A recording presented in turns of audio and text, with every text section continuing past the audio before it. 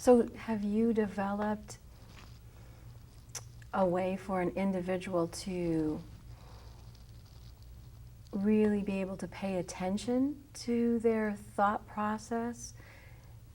To become aware. To become more aware and to actually be able to manifest more in their life? Yeah, well, I haven't myself personally developed a method to do that, but there are lots of methods, classic perennial methods that address that issue, such as meditation and all the contemplative spiritual traditions. Their basic practices are addressing that basic issue, because the fundamental issue that humanity faces, really, it seems like we have lots and lots of problems, but we really only have one problem, and that problem is that at the level of consciousness, we're in various degrees of separation from the meta-mind.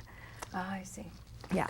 So healing that, and healing that schism in our own minds and having our thinking based in the meta-mind is pretty much the solution, to most of our problems. And all, great spiritual tradition and contemplative practices such as meditation, contemplation, prayer, all ultimately aim at helping you to become aware of what you're thinking and to recognize the difference between the two modes of consciousness, and to more and more consciously line yourself up and ground yourself in metaconsciousness.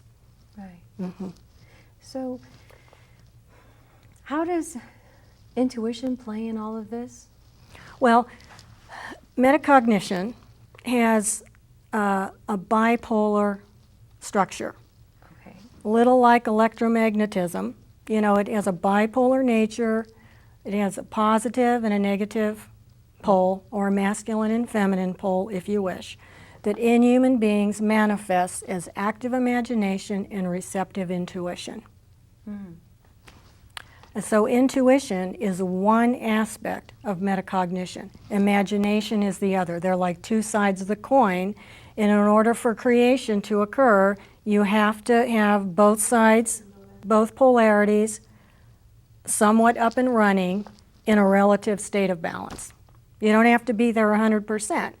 But the more that you're in touch with both your imagination and your intuition, and the more balanced they are, the better results you're gonna have. I see. So can I use it to run my business and my career? Absolutely, yeah. It's a superordinate thought process that can take into consideration factors way beyond anything you're aware of on a conscious level. So it knows all kinds of things that you don't know. And if you're able, to tap into that and allow yourself, your conscious mind, to be directed, by this deeper level of consciousness, I think that it's inevitable that everything in your life, professional life, personal life, everything will go better. Fantastic. Yeah.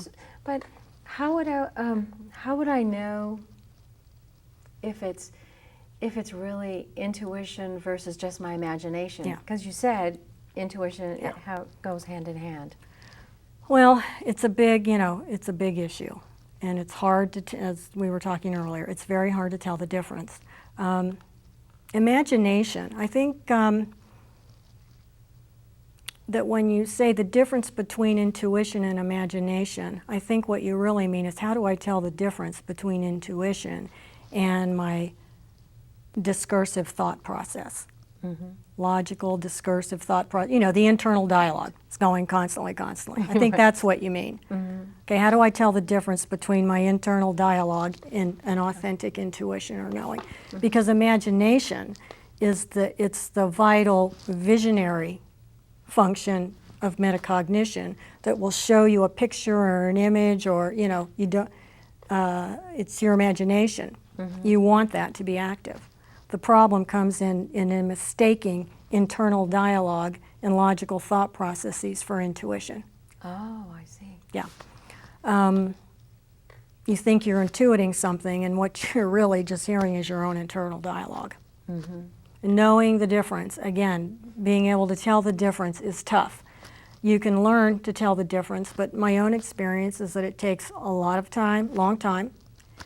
It takes a lot of personal development. It takes a lot of experience, and I think maturity on a number of different levels to be able to tell the difference between a valid intuition and, am I just thinking stuff up here? Right. And think, well, it's not very glamorous. Art is really not very glamorous. It's a pretty grungy process. It's a warehouse, actually, an empty warehouse space over in the Redmond area by Marymore Park. And I primarily paint in there because I make a big mess when I paint, in big canvases, and I use a lot of latex house paint to paint and rollers, and it's big and it's messy. And so I paint in my studio, but I do a lot of work as an artist, increasing amount of work in photography and in using the digital medium as an art form, particularly with Photoshop. Ooh. Yeah. And so all that kind of work takes place at home, in my home office on the computer. So a lot of art is taking place in the computer these days. But my studio is basically, it's kind of the archetypal, big old empty warehouse space with canvas and paint all over the place. It's not very glamorous, but it works.